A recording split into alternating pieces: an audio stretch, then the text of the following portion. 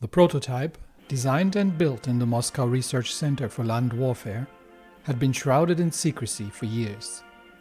Wild rumors of a wonder weapon to win the war had gone around, but the war ended without anything ever coming to pass. Then, in late 1944, the team led by Mikhail Koshkin assembled armed forces leadership, including General Stefan, who had led the 6th Army during the war, Field Marshal Wrangel and Tsar Vladimir himself, at the aircraft hangar they had requisitioned for the final assembly of their prototype, nicknamed Kazan.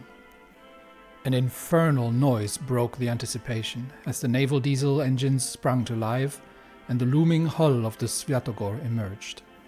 The size of a building, its massive turrets spouted 2 barrels of a 305mm naval gun taken from the prototypes of the Sevastopol-class battleships.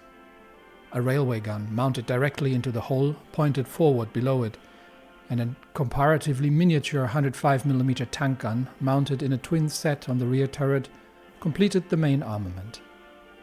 On top of the turret and across the rear hull, quadruple-mounted anti-aircraft cannons protected the monstrosity from air attacks. Truly, the world had never seen such a weapon. Although General Stefan made some whispered comments about certain practical aspects, an order was given for the immediate production of an initial batch of 2 vehicles for combat operations, with the potential for additional follow-up contracts. I'm honestly still not completely over the monstrosity that is this thing. You can actually see it almost. There, like at the bottom, you can sort of see the forward railway cannon. And then we've got the basically a battleship gun turret on this thing, with a relatively large caliber quadruple anti-aircraft gun on top of it. And we've got the tank, we've got additional anti-aircraft turrets in the rear, and technically there's also somewhere there, but again, you can't see it on the model, is a tank gun still as well. So, yeah, the Svyatogor land cruiser and a helipad, yeah. We haven't even mentioned the helipad. So there's that. Anyway, these things are finally under production, and we are currently looking at the political, at clearing out the last wars that are ongoing in the world, and we're leading the Eureka Conference, or planning the Eureka Conference, hopefully with the attendance of the remnants of the Internationale, which currently consists of Norway and Britain. And maybe we can manage to convince them to find a peace agreement of sorts with the Entente as well. The Internationale, the syndicalists, will have to let go of their world revolutionary ambitions. And as you can clearly see from the size of things, the world has moved into 2 power blocks. The Entente on one side, with the Americans currently invading Mexico, and with the Moscow Accord on the other side. South America has been relatively unified under the Buenos Aires-Lima Pact, so there is potential for future conflict with the Americans, especially that oil-rich Venezuela is currently under not under American occupation, but it is part of the Entente. And the Moscow Accord is still busy in East Asia, where we are somewhat struggling trying to hold back the massive influx of Japanese troops. So after that, we might have to actually take direct action against the empire itself and bring the rest of the Russian troops to bear. We already have the Marines in the area, and we probably want to do the Belarusian problem first, just so the 6th Army can be relieved of their duty here. And we may bring additional troops that are currently deployed. Once the whole situation has been cleared, we might bring troops that are deployed in Europe over into Asia if that becomes necessary. Anyway, for now, I've got some ace pilots to check off, and most of the action right now was happening in Zambezia, but we do need to pay a bit attention to the Japanese situation, where significant forces have managed to break through our lines here, and we are trying to fall our troops back from combat operations towards more towards more defensible positions. Let me put it that way. And if we can manage to refuel the tanks at the same time and the mechanized divisions, then that'll be a bonus, because right now I'm actually going to fold the mechanized troops a little bit further back still. And as the Japanese are pouring into the place, I've got the single mountain division under Letvitov here that is currently helping defend this position here, but it is overall a difficult prospect to hold the lines here. So we'll let the Japanese pour into the rear a little bit more, and then we will see if we can use the positions that we have here for a rapid advance and to cut off some of the enemy troops and break their rear, because now they are extending their supply lines. As while they are holding Beijing, they are now as well exhausting their supply positions. Tank attacks from the 14th easily repelled, and that should give these 3 armored divisions a little bit of breathing room here. We'll see if we can let them pass through, let them bring additional troops in further, and then close the gap. For that, I might actually bring the. Let's see if I can bring the long way around. Bring the mechanized divisions to the other side, so we can enact a pincer move, and then we'll have to push them back towards the north once they have been sufficiently weakened.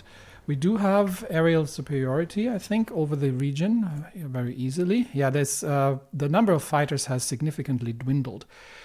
So we've got 6 close air support wings, so we can start reducing the number of fighter wings that we are currently employing here. And we can bring how many fighters? I mean, there's still 600 enemy aircraft, but we've got 1,600 fighters in the area now, and that is 1,400 from our side. So we can definitely reduce that. Let's bring the 6 fighter wings here back over and replace them with 6 close air support wings. Can we? Apparently. Okay, we might have to take them out first, in order to free up the space, and then once they're removed, then we can bring additional close air support wings in, and assist. Meanwhile, the mountain divisions have been pushed back under vicious Japanese armored attacks, so they have committed significant tank forces here in the area now, which means that holding Baoding is becoming more and more difficult. Which means also that we are going to be in need of the mechanized divisions, because they might have enough. 39 piercing might be tricky, but they might have enough firepower to hold that position here. Although our troops are already getting pushed back from Baoding itself. So despite the fact that we are holding the open plains against armored attacks is going to be hard. So more and more troops are pouring into the cauldron, and we'll prepare. Yeah, Baoding has fallen. So for now, let's wait for the additional support from the motorized divisions, and then we should be able to enact a counterattack. We might already launch it just to give the enemy to prevent the enemy from digging in, and soon we will have the 37th and 51st motorized in theater and start launching the attack here as well. That said, the breakout is becoming significant. So this is the time, I believe, now that we're going to start launching the armored attack in the north, and we will see if we can manage to close the gap here. This is going to be a tricky fight, but given that our supply lines are struggling a little bit. But I think we will have support from the mechanized divisions here in a minute. Unfortunately, we should have. We have lost the position in the north, but we're about to retake Baoding, and then I think from there, once we have broken through here, then we'll have to just stop the enemy troops from retreating in the south. That is going to be the harder part. But for now, we have managed to encircle not as many as we wanted to, but we have managed to cut off and encircle 14 divisions, so about half a field army.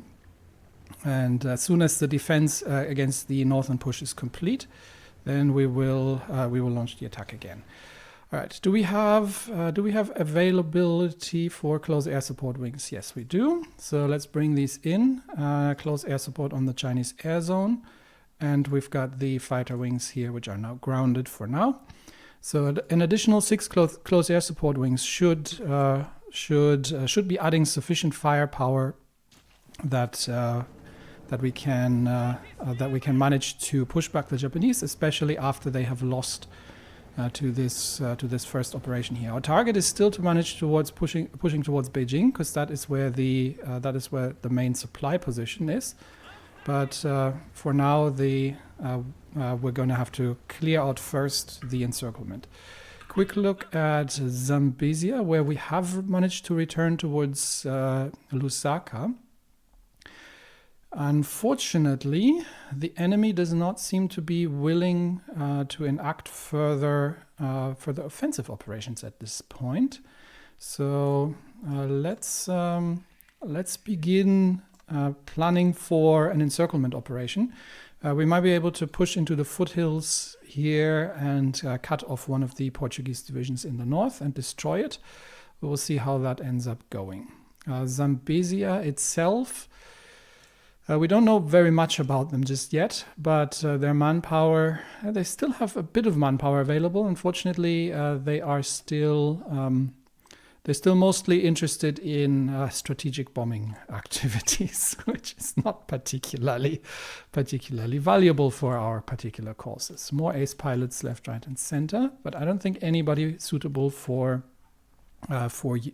use in close air support operations. We've still got a few anti-partisan operations to do, so let's kick these off, and then we'll see how that goes. We do still have some resistance, but it is generally declining very rapidly, which means that we can also now focus the agents that we have available to us on some last remaining resistance operations, and the rest of them can begin intelligence operations in Japan, which is going to be a primary target that we're going to be needing to know more about the enemy. And I think we've still got a few to position in the Fengtian area as well. I will send one to Beijing. That should give us some information from behind the lines to make things available there. All right, for now, we're clearing out the encircled troops here, and the magnetic detonator has completed, which means we've still got a bit of research to do to get the modern ship weapons underway. But that should, once we've taken the MIO, proved torpedo targeting, that should have enough for the naval special project in Petrograd. Was it in Petrograd? Yeah, the proximity fuse. No, it's just we're still not there. Almost, but we're still not there.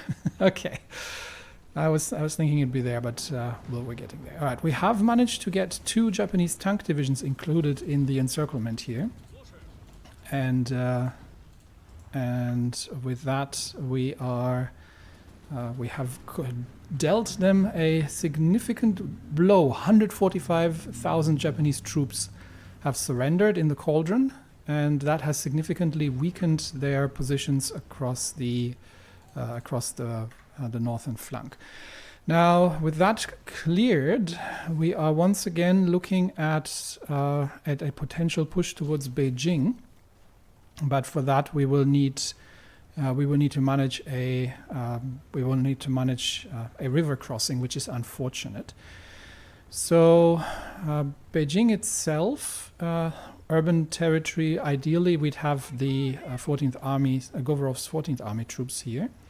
But that means Popov's divisions need to lead the charge. So for now we will position them for a thrust towards Beijing.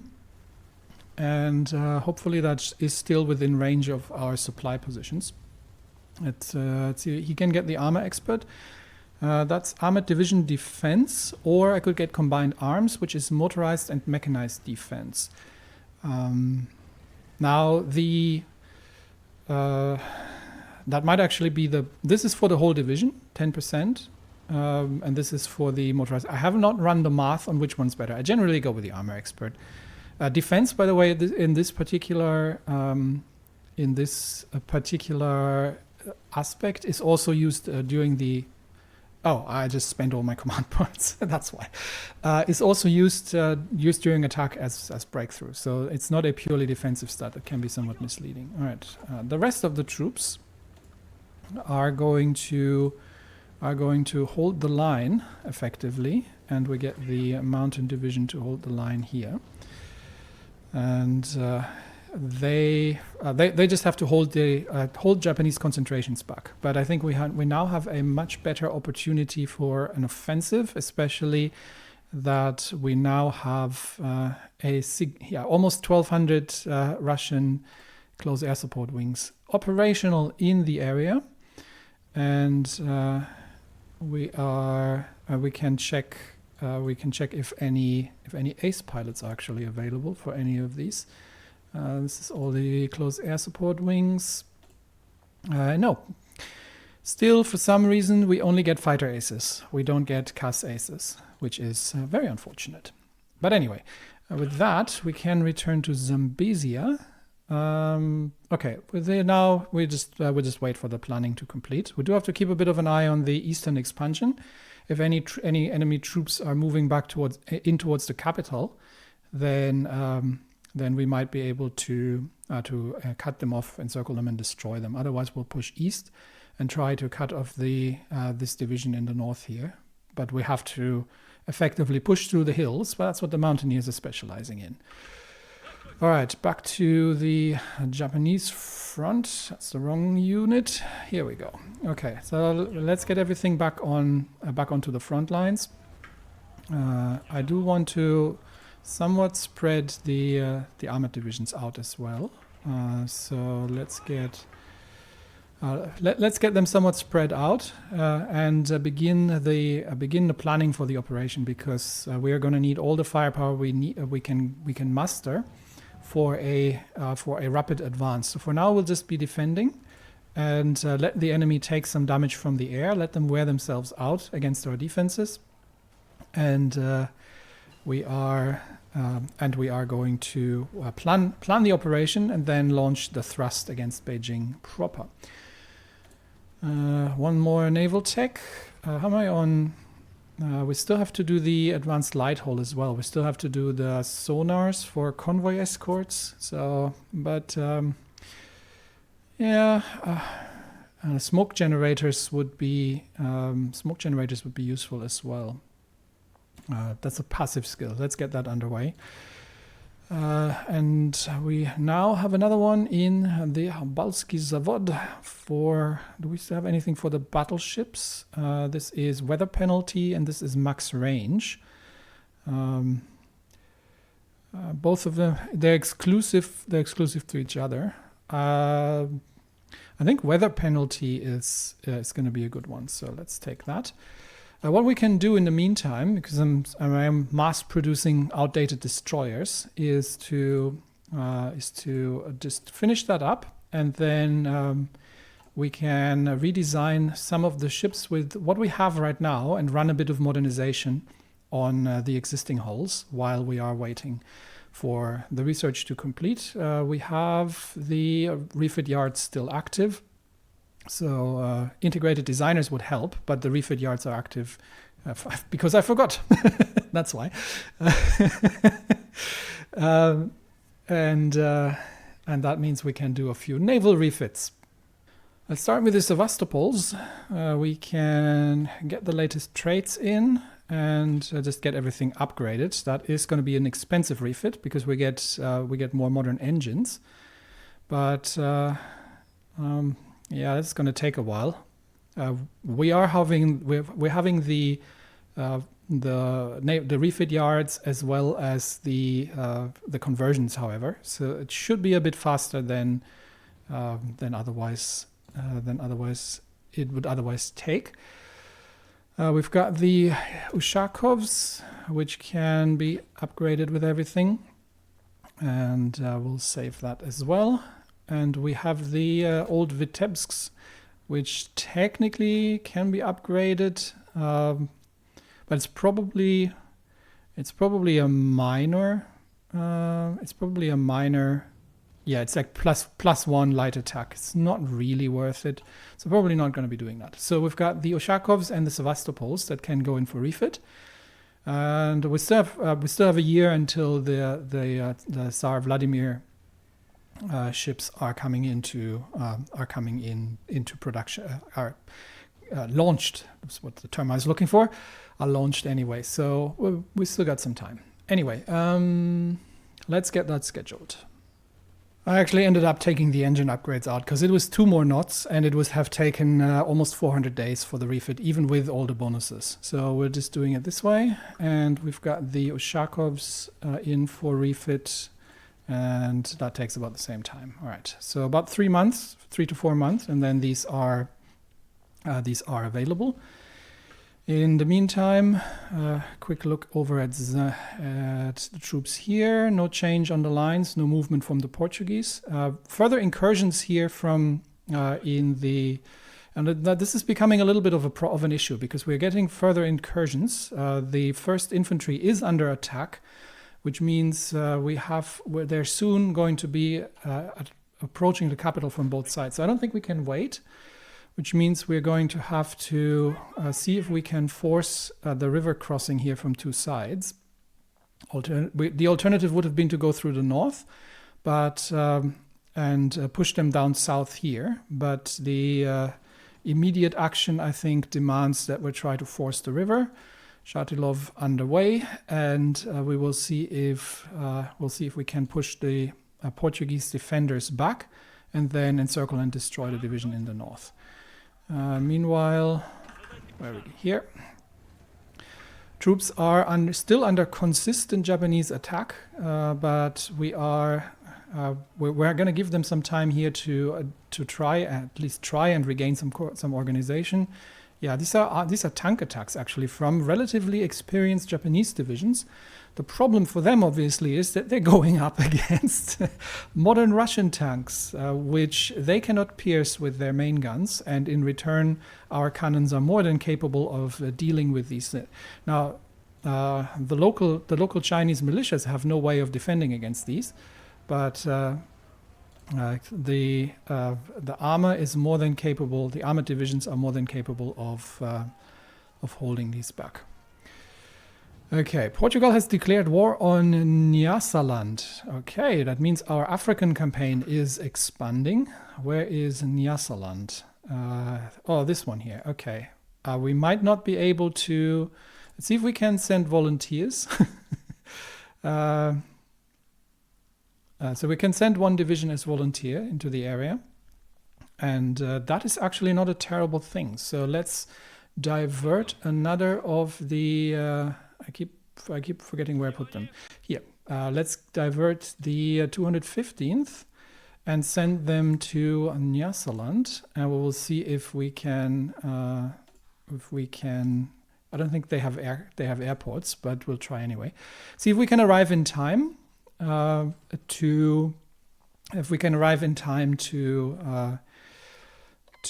deal a blow to the Portuguese.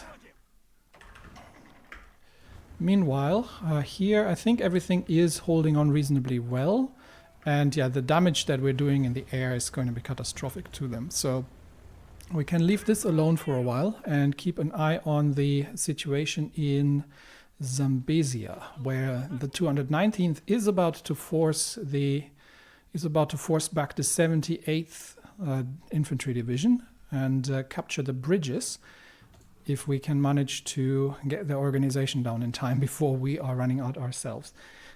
Decent amount of defense back there, well entrenched in the hills, and we have to attack across the rivers, which is not making this any easier. But the goal here is to push them back and then encircle the division in the north and cut them off. More aces, and we're slowly starting to build up political power again, where we are going to be needing some of it to we can make some economic investments. How much is do we actually need the civilian rule in Crimea at this point? They're going down anyway, so we don't really, the resistance goes down anyway, so we don't really need an awful lot on that front. But the Eureka conference is coming up, so with that on the horizon, we are hopefully getting a little bit of peace in the world, and we've almost managed to push them out of their positions. There, we've taken them. This has cost us. It has not been. 775 men have been admitted to the field hospitals, and they're making already aggressive moves into Nyasaland. So I don't know if our volunteers will still arrive in time to stop their advances. I don't even know where the capital is. Does it have a capital? It would have probably been Zomba, so it's entirely possible that Nyasaland is going to capitulate. Portugal clearly moving to cut off the southern, or cut their way through and join the Asians, their African possessions here.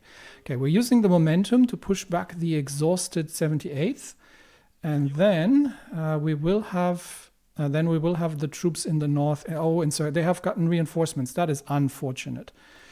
Okay, we'll have to stop the attack. They have brought in reinforcements. So now it gets, and they are now reinforcing from the north as well. So this is now becoming a problem because they have brought in additional troops through the territory here in Nyasaland, which now threatens North Zambezia. And they have about 4 or 5 divisions here now. So we're going to see if we can manage to still encircle and destroy a few of them, potentially. But yeah, Nyasaland was annexed by Portugal. So we will wait. We'll hold this position. We'll regain a bit of organization here. And then we will see if we can... we will see once the troops here are moving out of their positions. We'll try to swing north and see if we can still encircle and destroy the remaining Portuguese troops before the enemy reaches Lukasa. So far, they're still battling it out with the 1st Infantry, the Zambesians, which are not doing particularly well.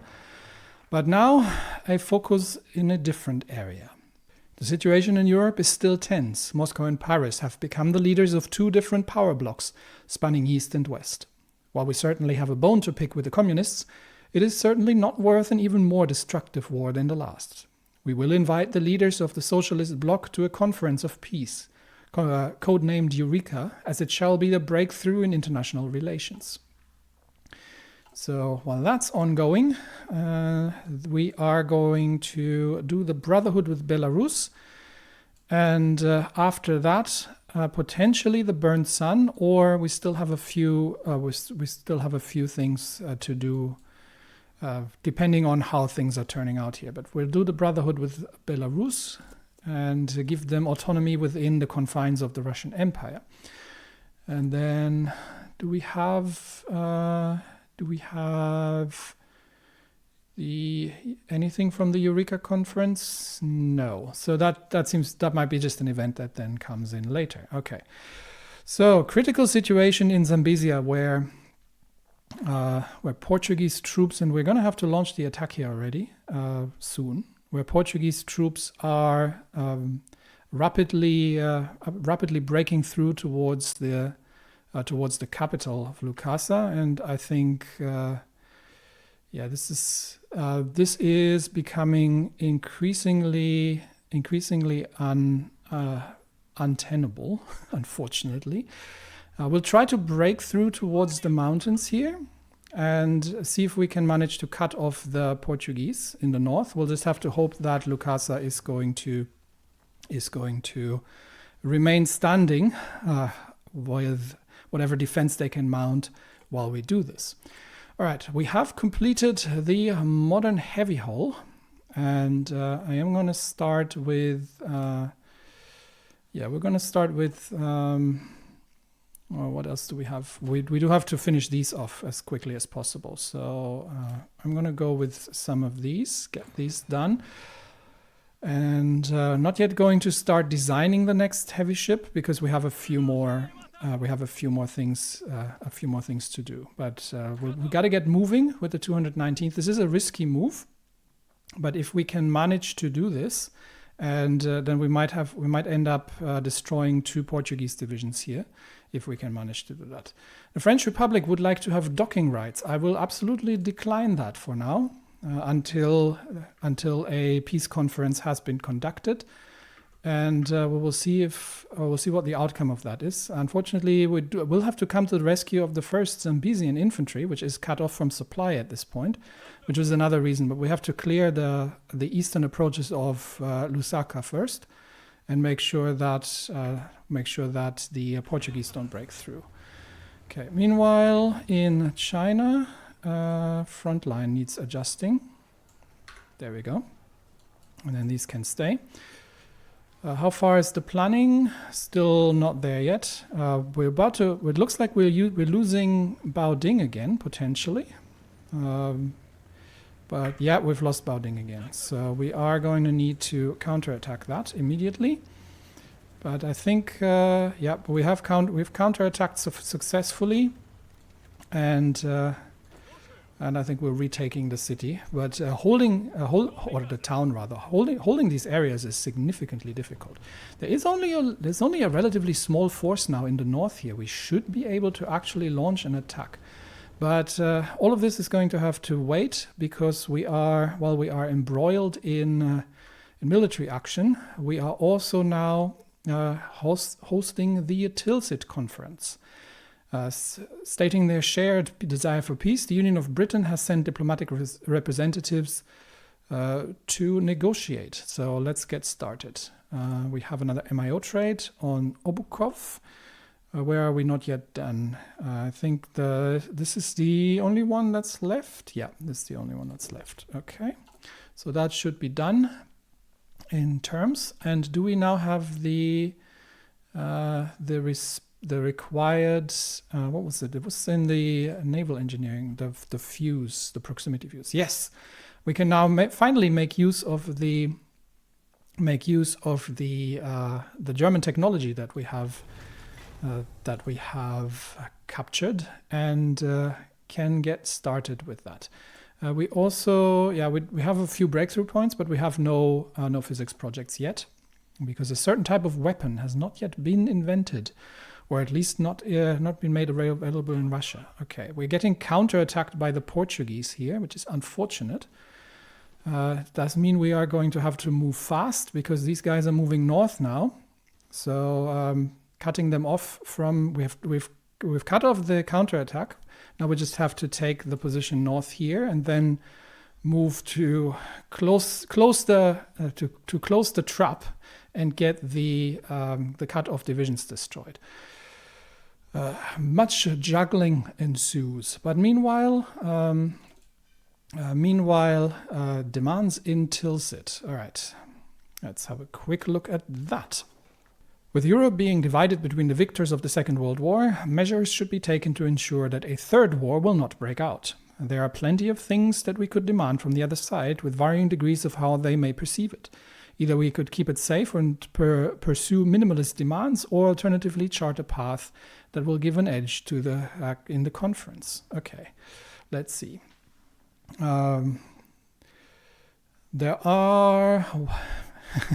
there's not much that's left that's neutral in Europe. It's Wallonia and Switzerland. Everything else is either in the Entente or in the Moscow Accord. And we are discussing with the Third International.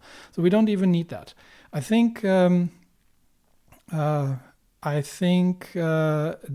asking that they sign a white peace with the Entente is our most important, our most important factor that we want to get out of the conversations here.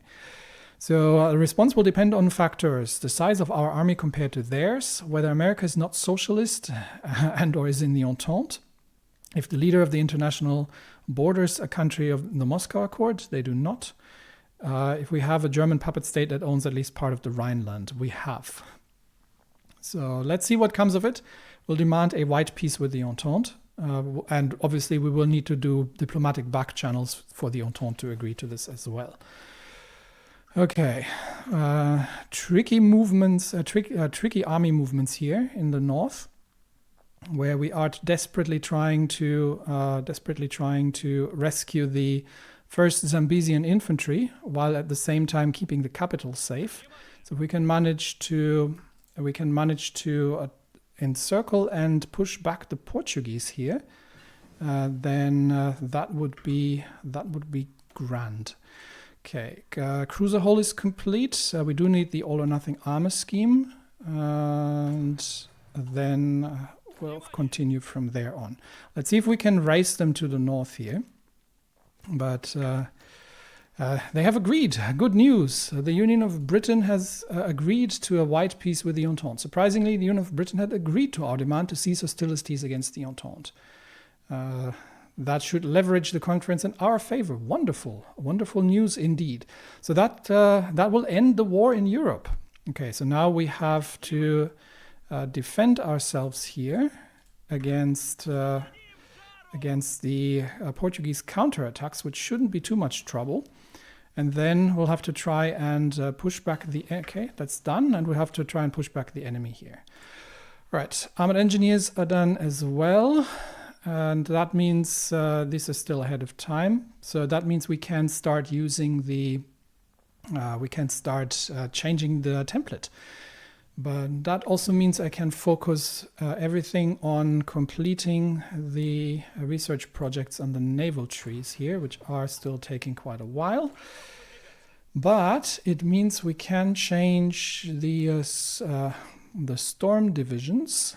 I think it was these. We can change these to use the assault engineer company, which is giving us an additional 20% attack against fortifications, and additional 20% attack in urban. So right now, as it stands, we have 21.7% in urban, and where are the fortifications at?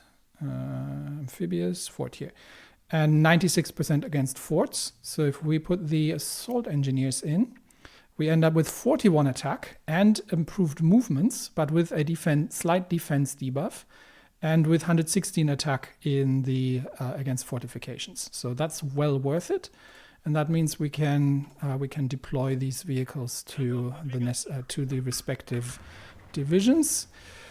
We're still clear. We're still waiting for the plan to complete here before we make a push north, but. Baoding is becoming increasingly a difficult part of a difficult part to hold. So let's make sure that we only have one division here. While we've closed off the northern branch. What I might actually do instead is bring additional troops in towards Baoding and reduce our exposure in the north. And make sure we're holding the essential positions in the line here, the weakest positions in the line. All right. What else would we want to demand in the Tilsit negotiations? We demand guarantee to neutral countries. There's really no point because there's now none of them left. Mutual army limits. That I think is not a great idea because the big threat here is not the International. The big threat is the Entente at this point. So I think that's all for now.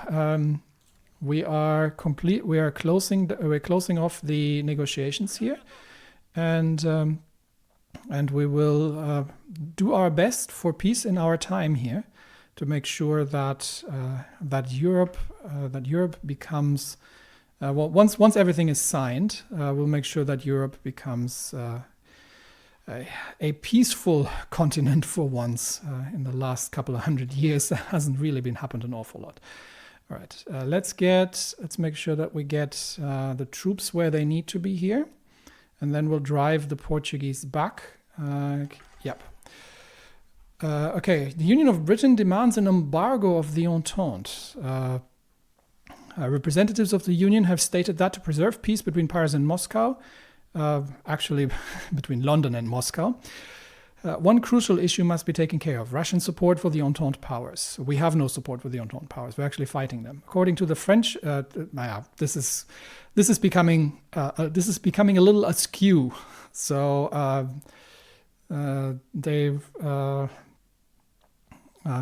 this is acceptable. Trade embargo to the Entente. Is it acceptable? It would lead to a more unified European bloc against the neo-colonial Entente, which is currently fighting us in Africa. I think there's a certain amount of threat coming out of the Entente at this point. So I think this is acceptable. We will be forming a bloc against the larger threat in the West. All right, back to the important front here, where we have to defend ourselves against. Have we managed to defend ourselves? Yes. So can we cut them off? I think so, because we do need to get back to our supply lines. So getting these troops to move north, and hopefully we can manage to make it back towards. Okay, so we'll push them off here. And then we'll make our way back towards Lusaka, and then push them into the mountains in the north. That's the plan so far. 2 divisions, and unfortunately, the Portuguese are not playing ball and are actually flooding in again from the east. So this is becoming an increasingly difficult fight in Central Africa, in the fractured lands of Zambezia. Gertrud Meyer has gotten herself captured. Was captured by Japanese counterintelligence. So we should have somebody available. We don't have the network yet. So we've got Andreeva in Japan right now. We can send an additional operative to Tokyo, just to make sure that we're picking up the network where they left off, and then once we have the 30% network strength, then we can deal with them. Okay, we have actually managed to. Okay, this is surprising and mildly unfortunate, because we have actually managed to push forward. We weren't done with the planning yet, but this will have to do. So let's make a. Okay, we'll push around the eastern sector and the central sector towards Beijing. While we have supply, and we will see if we can manage to take it. The Tilsit Accords have been successful. Both sides are coming home to speak of diplomatic victory. Permanent peace in Europe is by no means guaranteed, but that should lay the groundwork for it, perhaps even more in the future. All right, we have a non-aggression pact between the Union of Britain, the Socialist Republic of Norway, and the Russian Empire. Our power projection has grown, and we have peace in Europe, which means that we can for now potentially reduce the imperial buffer zone here, given that peace has been achieved. So and the Germans potentially are getting their own troops now as well. So we can return Alsace-Lorraine. We'll bring the troops back. Actually, we might bring the 12th Army, given the amount of armor that the Japanese have available to them. We might bring the 12th Army over towards the east here. It's getting a little crowded around Vladivostok, so we do have to be a little selective with what we're bringing in. But there are, we can now return. We'll give Alsace-Lorraine. We can now make that decision. Now that peace has been achieved, fate of Alsace-Lorraine, and we will give it to the Rhinish allies. Becomes part of the Rhinish Republic, and with that, our job here is done. And that also means we can start potentially removing the other armies from Europe and bring them into the Asian theater. So with the threat reduced for now, I'm going to get the Pipilaiev's Third Army and move them. What's the supply situation here? I was upgrading things quite a bit, so we should have some supply around here. So let's bring these troops east as well. Our dive bomber specialists, max speed or reliability? Speed. Speed and power, if you know, you know. I am a fan of the orangutan. Meanwhile, the situation in Africa is not getting any better. It is still noticeably critical. And the Treaty of Caracas, that has been signed, which means that Canada now controls Venezuela, most of it, and the Spanish Socialist Republic has been annexed as well, which means the French Republic has now taken over Spain completely, which means the French Republic is controlling large parts of Western Europe. Mexico, they're still fighting. Venezuela has been carved up between Canada and the United States after their president had been abducted. And we are still fighting a desperate war in Zambezia against unfortunate odds. We don't need the Crimean civilian rule. I am going to start. We don't have these yet because we don't have the excavation tech. I'm going to start bunking a little bit of political power, just to have some available if it comes to that. Right. So we've got two scenarios now to keep an eye on. First, the Portugal scenario here. And Tilsit conference is complete. Delegates from Russia, France, Britain, and their allies met in the small East Prussian town of Tilsit, known for its cheese, where the great powers managed to agree on a number of principles for post-war Europe. And we have also decided on the fate of Luxembourg. Well, while there was little love between Russia and the International, calmer heads prevailed and de-escalation was agreed on alongside other clauses meant to keep the peace between great powers. Well, let us hope that the peace will last, because we are already seeing men fighting and dying on the ground between the Entente and the Moscow Accord. Anton Ivanovich Denikin's career is like the history of the Russian Republic, starting from almost nothing and succeeding against all odds. A son of a serf, Denikin came to be known as the peasant marshal, fiery, stubborn, and a brilliant field commander, both a liberal Democrat and Russian chauvinist. But age is truly pressing on him already. It is a fine time to retire. Denikin has taken part in the great renewal of the Russian nation and enjoys great respect from the army and many of the common people. With the great Russian cause fulfilled, the General Field Marshal has informed Vladimir III of his intent to retire and to withdraw to live a quiet rural life. Happy retirement. He wasn't in the high command, but I might be short. I am short a field marshal, so we might have to promote somebody. Unfortunately, I don't have the necessary command power to promote. So probably Kanzin. He would make a good field marshal. Stefan as well is a candidate potentially to pick up the mantle, or we could promote one of the generals who are currently active in the field as well once the various battles are over.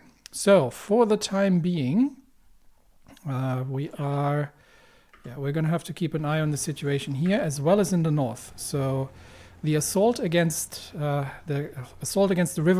river defenses south of Beijing is ongoing, where the 13th and 14th Armored are trying to push out the enemy defenders, and we should get once we have defended against the counterattack here, we should be getting additional armored forces in with more firepower available to them. We do need to. Unfortunately, constant counterattacks are not making this easier, but the Air Force is doing their best to support us. There's still 650 support planes on the enemy side, but we're getting there. And I think once we have the breakthrough towards Beijing, if we can manage to take Beijing, then. And I will have to start pulling some of the troops here north. So I'm going to get probably, let's make it 2 divisions. I'll leave one to defend Baoding, but we're going to need 2 divisions on the front lines here to assist with the capture of the city. So we'll get some reinforcements here. So this is a critical moment. I'm not sure why German planes up in the air here. At the same time, this is a critical moment as well. So let's see if we can manage to move south, defend against the 83rd Portuguese, then return to the capital. Oh, and it looks like the first Zambesian has been unfortunately cut off from retreat and defeated. That is more than unfortunate. But we'll do. We can only be in one place at the time, so we'll do what we can, trying to inflict some more damage on the enemy. We're still struggling to push the enemy out here, but the longer we fight, the more damage we will do. Part of the problem is the counterattacks out of Tianjin. So. Another thing we can do if this fails is to use these 3 divisions and launch a counterattack into Tianjin once their attack falters, because that would also be a supply position, and then we have a clearer path towards Beijing. So both of them are possible vectors. Meanwhile, the recent years have not been kind to democracy. At the same time, the Savinkovist dictatorship was narrowly avoided in Russia. In other countries, the Black Monday crisis seemed to create the perfect conditions for tyranny. Perhaps the United States was the hardest hit. A great power with a long and rich democratic tradition fell into civil war, proving the ills of republicanism to many. But now, things are looking up again. A democratic Russia has triumphed against German power, but to the West, the Internationale still hopes for their world revolution. Russia, of course, stands in its way. Just because they helped crush the Teutonic hegemony does not make us friends. All forms of dictatorship, communist or svobodnik, are the ancestral enemies of Russia. Much of the world is waking up to the same reality. Whereas the nations aligned with Russia democratically chose their path, all nations under the International stamp have had communism forced down their throats. And let's not forget the neo-colonial aspirations of the Entente monarchies. It is unthinkable to many. Not long ago, Russia's name was synonymous with despotism and Tsarist backwardness. Now we have Tsarist forwardness. Now it stands as the bulwark of all democratic nations, big or small, in Europe or elsewhere, and make no mistake, it will not take this role lightly. As Vladimir Richter said when valiantly defending liberty against the so-called vozhd, the Russians have been showing the light to the world, the ones guiding the world towards a better future. Through every action we take, we must always remember, the Great February Revolution must not be forgotten in the eyes of the world. We have a duty to uphold, and we will not falter. That might include Finland, actually. That's another problem, really. I think have we managed to achieve peace between Finland and the International? No, Finland is still at war with the International. Although they seem to be it seems to be more of a Cold War, because I haven't seen any fighting happening. They're sort of stuck in the north. So the Finns are apparently not taking that particularly easily, seriously, so not an awful lot happening there. Which also means we can probably now remove the rest of the Russian forces from Europe, and yeah, the Italians are going to be running their own show now, and the German states, the various German states, which means we bring these troops, that is Casagrandi's Second Army, for now back towards Moscow for potential future deployment missions. All right, we have an ongoing assault against the Japanese defenders in the north, and we will see. But we do have to keep an eye on the situation here. Okay, we have managed to push the Portuguese back at great expense, but do they actually have an air force operating here? They do have. That's great. They do have support planes in the air. Yeah, that's going to make things pretty much impossible, I believe, at this point. Yeah, we'll return towards Lusaka and see if we can manage to still cut off and destroy these two Portuguese divisions. But obviously, it'll be trivial for them to reconnect their forces here. But we do need the supply, so we will see what possibilities we still have. But I think the options for the Russian forces here are very, very limited against Portugal. And we're finishing up the naval research to complete things. The bigger question is, however, are we ever going to be able to get the eastern troops into the fight, because they keep getting assaulted by Japanese troops from the north here. Okay, we are managing to get back to the capital, but yeah, they're going to reconnect this. I think the course for Zambezia is lost, and I think what we'll do is we'll return to the capital. But yeah, they're about to reconnect their territory here, and there is basically nothing we can do about it, because they're having air support now. So there's going to be absolutely nothing we can do to defend the liberty of Zambezia. We may have to concede this first fight in this new Cold War, but we will see how it all ends up. For now, we'll focus on the battle in China, which is coming to its pivotal point with a massive. We're still in the same air zone, yeah, with massive deployments of the friendly air force. Dealing damage to the Japanese troops on the ground, and the heavy tanks managing to push through. I believe we are getting close. We are getting close to the desired breakthrough across the river here. We have basically just held back the troops in the east. Why can we not directly attack this? This is weird. Okay. Anyway, we have gotten some reinforcements. And I think we're about to break the last Japanese defenders, and then once we've managed to push through here, then we will keep use the momentum and keep going towards Beijing. We've now got the 51st Mechanized involved as well. Japan keeps the enemy keeps reinforcing. I have no idea why these troops were moving over. They should have attacked directly from here, but for some reason they decided to move over. Okay, quick look at Zambezia. Yeah, they've reconnected, so there's about nothing we can do here, probably, to defeat the Portuguese hordes. I think we will have to recall our. I will have to recall our volunteers. I don't have any expeditionary forces. I do. They're right here. Not sure why I can't recall them, but okay. We'll hold the capital then until the last, I assume. But for now, we'll focus on the Chinese front. All right. Yeah, I was hoping that I could get additional troops. I might try that again. Let's get one of these divisions moving this way.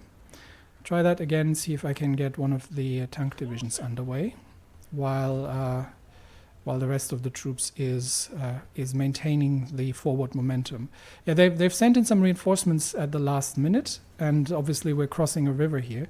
Okay, now it works. So now we should get, now we're getting the wider, the bigger combat width, and now we have the troops where we need them to be, which means we can now also launch the 14th Army's divisions towards Beijing. Quick look and see if we've made it back to Zambezia. We have.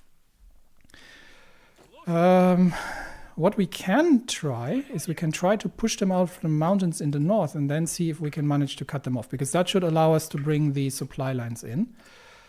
And that would be generally helpful. Okay, we get the advanced light batteries already almost ready, but I am looking at the heavier ones for us. We do have free dockyards as well. Now that the production has ended, I'll just get everything onto the refits for now. I will design a new ship when we get to it. All right.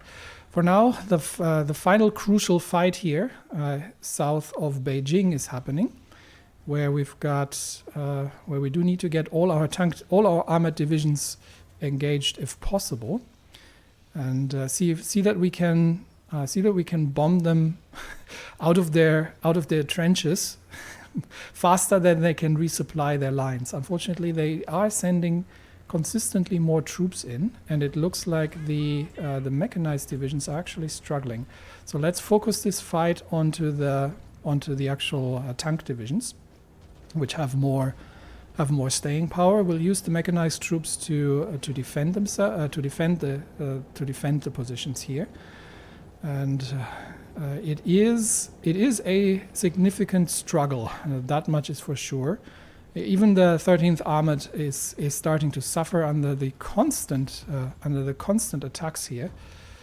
And it looks like with their desperate action, the Japanese might have been able to hold this. We will see. 13th Armored does need to reorganize somewhat. I've still got 2 tank divisions trying to force the river position. They're holding their ground here now. So we'll try to retake the ground, and we are being bombed from the air. But given that current communications with Lusaka seems to have broken down, and we're not able to retrieve our expeditionary forces, we are going to. We're going to continue the fight, because nobody will say that Russia did not fight to the last. But I think the capital has fallen. So I think Zambezia is about to capitulate officially. There's no one to negotiate anymore. So we will. Zambezia has fallen, and with that, our troops will return, and Portugal has won the first colonial war in Africa against the previously liberated nations. Now, given the fact, obviously, that they are part of the Entente and their neo-colonial ambitions, the only thing we can do once I have the political power is to begin guaranteeing the independence of the African states, and we might actually begin with the Congo. We could and that gets more expensive every time we do it. But we'll begin with the Congo. So we'll guarantee the independence of the Congo, which should deter Portugal from any further actions as things develop. Right, this brings us back to the Chinese front, where we are desperately trying against massive Japanese counterattacks to still force the bridges. Unfortunately, they are reinforcing their positions faster than we can push them back. But that is. They're coming under heavy tank fire and heavy air attack. We should be able to force the bridges there in this hard fight. then hopefully we have enough stamina to make it all the way to Beijing. All right, anti-international bypass, then brotherhood with Belarus has been completed. The land of white Russians, Belarus. We can actually look, yep, there's still a little bit of resistance in the north. Is the heartland of Slavic tribes populated by them from time immemorial. The Russian army has freed our kin from under the Prussian boot, though not everyone seems grateful. It is Belarus where Germanic propaganda went the furthest, even to Latinize their language to sever them from their roots. Now that order has been restored, we must make a long-term decision on how the Belarusian lands will be governed. Collaborator groups like Stanislav, I'm not even going to try, a Union of Liberation of Belarus, which has emerged as the chief pro-Russian organization in the country during the war, are pushing for the establishment of a Belarusian autonomy, though ultimately we can choose to simply assimilate them into Russia like any others. No, we are going to, we can create a Belarusian autonomy, and or we can create a democratically elected government. We've done, I think, the autonomy with Ukraine, so we're going to do the same thing here, and that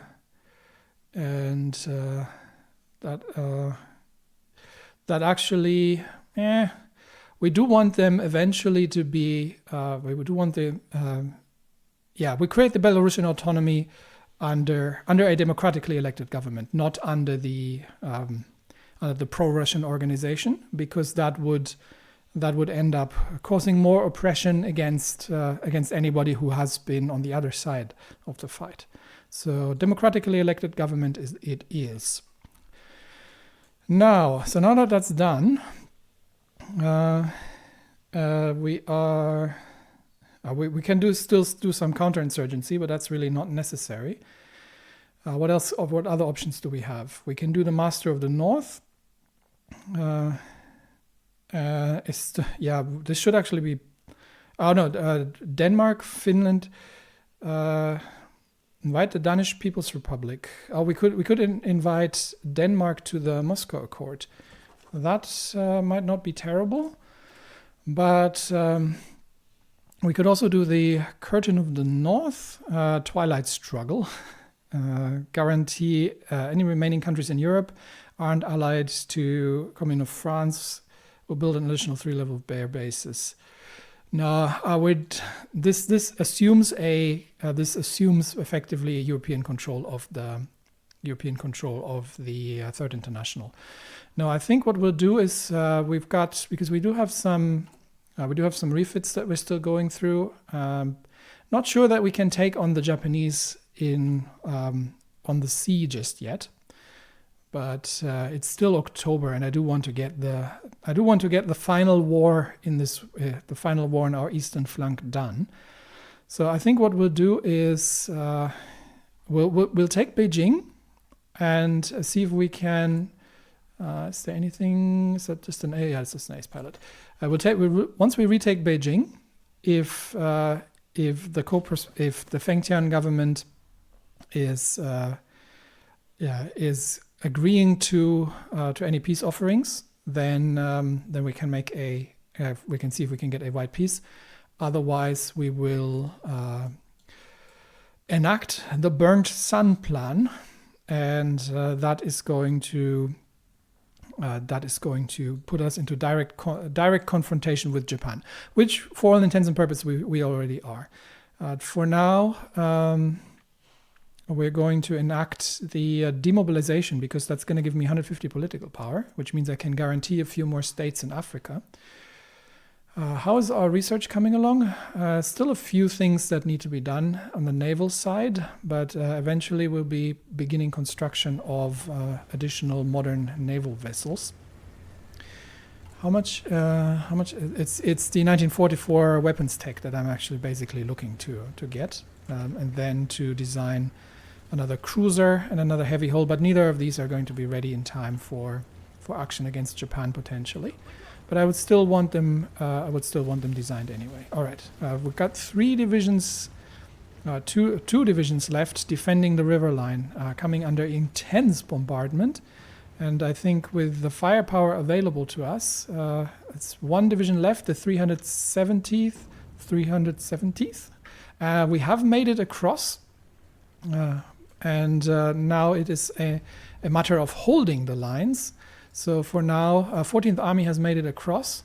We're using the momentum to push against Beijing, but we have to pull in the rest of the troops here to prevent us from being pushed back. We've been pushed back from a Japanese counterattack out of Beijing, but that won't last long. We've already got the additional tank division, whatever is left and available, moving northwards to once again retake these lines that had been won so briefly and then immediately lost to the Japanese counterattack. But I think we will we'll throw whatever we have available to us into the lines here, trying to retake the river that has been. The Japanese have pushed us back out, unfortunately. Okay. The counterattack has pushed us out, and I am not entirely certain that we can easily retake these positions, because they've now reinforced them quite significantly. It's very unfortunate that we will make a spirited attempt at once again launching armored assaults against Japanese positions across the river, and to see if we can manage to regain control. But now they've got sufficient divisions over there now that I think it is not going to end working. So this assault, while we had briefly held the north bank of the river, unfortunately we have been pushed back once again, and they haven't been weakened sufficiently yet. Portugal is preparing for war against us, however, which means that after the victory that they have achieved in this changes the situation completely. So the war in China might have to wait, because if Portugal declares war on us, then that means we are looking potentially at a third Weltkrieg, because that brings the whole Entente into the war against the Moscow Accord, which means that we will have to leave the conscription intact, and in fact we will begin immediate training of additional armies, because it looks like Europe has not seen the last of it. The neo-colonial brutality of the Entente, including the United States, whom we had helped earlier, seems to be hell-bent on world domination, and that means we are looking at a third Weltkrieg across the lines of Europe and Africa, and potentially in the Pacific as well. So we all thought we had peace. For a brief moment in time there was peace, but then the Entente decides that war is once again on the menu. And it seems that democracy can only be achieved at the barrel of a gun.